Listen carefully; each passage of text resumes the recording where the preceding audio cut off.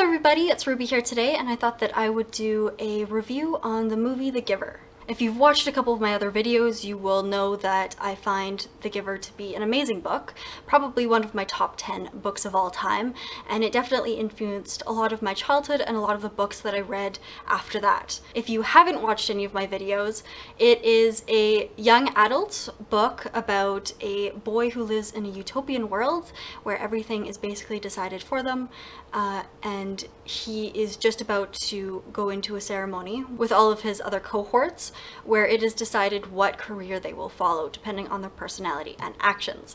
So a committee of elders in the community have decided this, and they're going to be told and start training. Of course, the main character doesn't fit the job description of any of the jobs available, and instead they give him the job of the receiver of memories, and that is where he holds all of the memories of the previous generation before it was a utopian kind of controlled world, and he has to advise the community based on those memories. Along the way, he experiences the act of experiencing, because he starts to experience emotions and colors and things that he hadn't already experienced before. Problem with adapting this into a movie is that it is a very philosophical book, and it is one that is supposed to make you think and analyze, even though it is a children's book. And when I saw the trailer, I was kind of disappointed about how they were portraying it. It was in color, it was dynamic, it was action-packed, and the main character, or the main actor, was about 20 years old.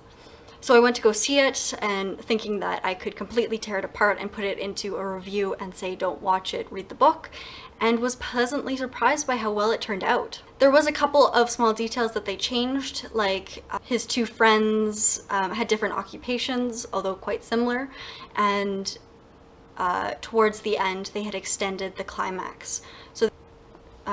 So they'd basically taken a 200-page book and extended it to a 2-hour movie. So of course the climax and a lot of that sort of stuff had changed. The interesting part of that is that although there were those changes, not only did it not change the message of the movie, but the ending actually added to it, because it grew on and expanded on the ideas and messages that were already presented about the idea of experience and emotion and all these things that had been taken away from this community. The main elements had stayed the same. The cinematography of showing sort of what he was going through and the sort of journey that he went on was pretty much the same, and I applaud them for it, because I think it would have been a fairly difficult book to adapt.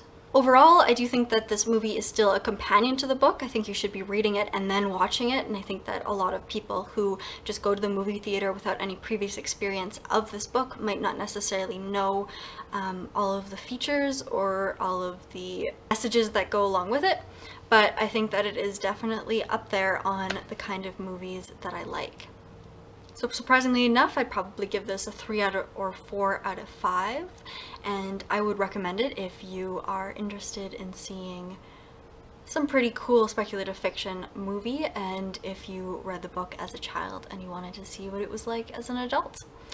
So hopefully you guys enjoyed this review. Hopefully it made some sort of sense. And of course, like, subscribe, comment if you liked this video, and I will talk to you guys later.